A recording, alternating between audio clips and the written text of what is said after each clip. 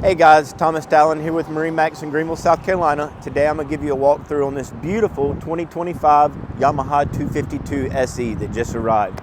Beautiful boat, guys. Full blue side, whole color, nice red accent and white bottom for all American red, white, and blue.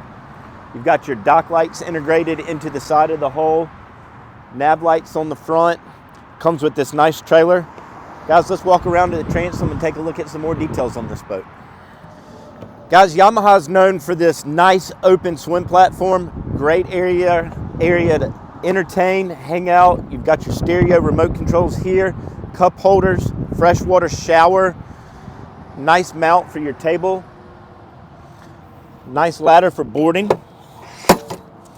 Also, the drop-in seats that either hang down in the water or up top for extra entertaining on the backside. Let's climb aboard. All right, guys, welcome aboard the 252 SE. As you'll see in the bow, ton of room. Full-size adult can stretch out, lay out. You've got two bow filler cushions that go right here to turn this into a giant sun pad. Plenty of cup holders for your beverages on both sides and up front. Speakers for your music. Nice step up to the bow here with an additional boarding ladder for getting on the front.